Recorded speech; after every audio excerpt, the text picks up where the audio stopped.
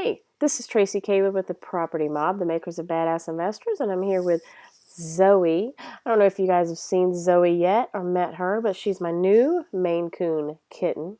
She's really cool, and sometimes she's really mean.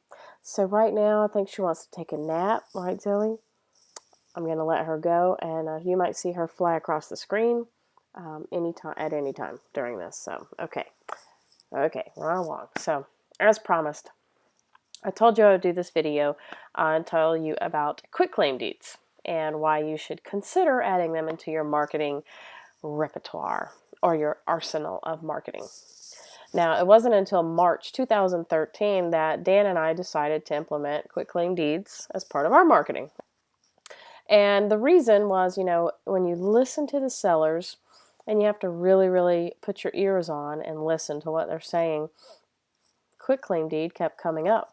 Not only with probates, because that is how deed is conveyed in some cases, but in other times too. So we're like, this keeps coming up. Maybe we should look into this further, see if we can get a list of quitclaim deeds and just market to them directly and see what we get.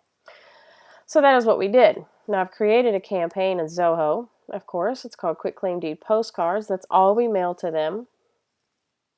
And so far, since March, we've mailed 2,056 postcards, and it's cost us about $925. So we have our VA do this for us. Now, if I scroll down and we'll see the notes, you can see that the number of postcards that are being mailed is not significant. Every month there's between 100 and 200 quitclaim deeds because we pull the list every month and mail them postcards. So if I keep going and I look down here at the number of leads, you can see, if you look in the lead status screen quickly, what is going on with some of these people. We got, several in pre-screening. I'm negotiating several. I've sent some contracts out,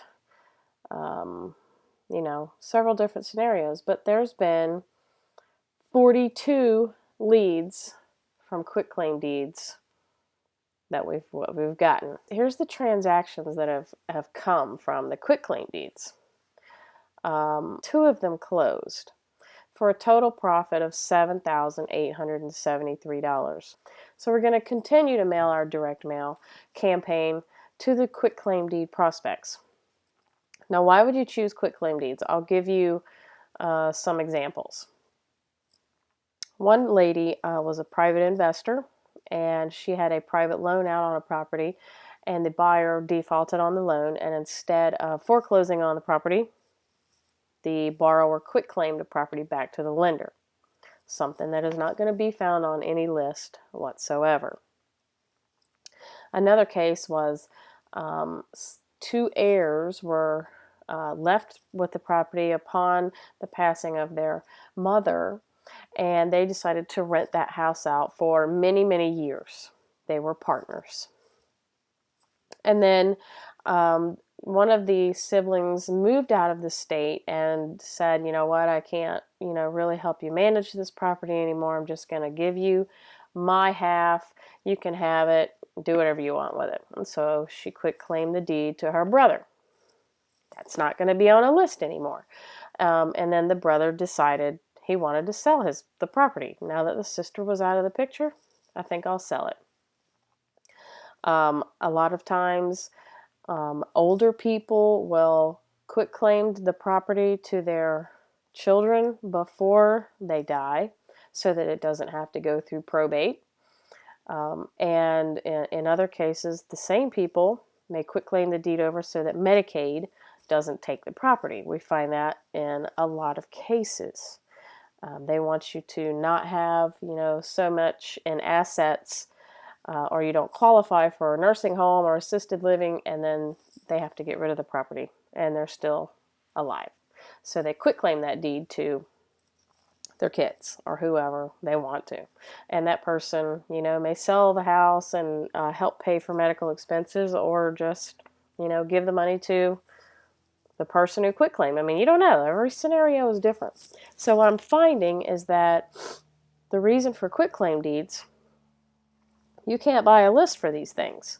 They are unique situations. Almost everyone is like, oh, okay, that's why you got the quitclaim deed. I understand. I mean, one of them was um, a lawsuit, and this person sued this person for the house, and they won, and the judge issued a quitclaim deed, and the other person was forced to sign it, and now they had possession of the house and wanted to sell it. So, you just never know what you're going to get in this list of quitclaim deeds.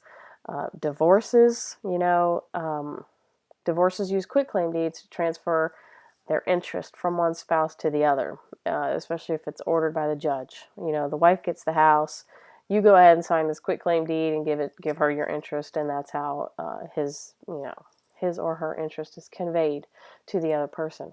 And then other person says, I can't handle this on my own, let's sell it. Or 20 years down the road or whatever. I mean, you never know. So never question what the reason for the quitclaim deed was. Just accept the reasons that they are quitclaim deeds. I mean, there's so many different scenarios that it's hard to, wrap your head around until you're actually mailing out to these people, having them talk to you, and they tell you their story. Because you should, if they pre-qualify based on pre-screening them in the beginning, then you should be talking to them and getting their story and finding out, how did you get the quitclaim deed to this house? Stories are going to come up and you'll be like, oh, okay, that makes sense. So, and then you'll be like, damn, I should have been doing these sooner, right?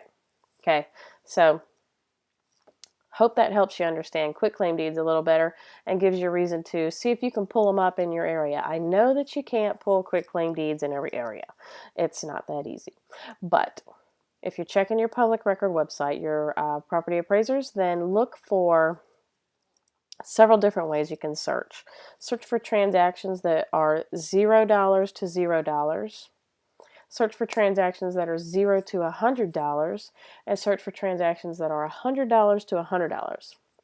That is the monetary conveyance depending on your county. In Duval County, it's $100. That's what the purchase price will show up as a quitclaim deed. So if you can't find them, I'm certainly, that's unfortunate that they're not available in your county, but see if there's a way you can find them. Maybe a list broker has them in your area. So hope this helps you wrap your head around quitclaim deeds a little better. It's a good list. I'm going to continue mailing, even though I had, these 4 that didn't close. My ratio is not good, but you can't focus on the ones that didn't close. You can only focus on the ones that did, the ones that produced results, and go by that. So right now I have invested $1,000. I've gotten back $7,800. I'm okay with that. I think that's a good ratio as far as return on my marketing dollars. And I'll just continue to follow up on the leads that I have and see how it transpires. And after another year of doing the quitclaim deeds, I'll have a full picture of the results that I can truly get from this type of marketing list. So good luck, and you guys keep rocking. Bye.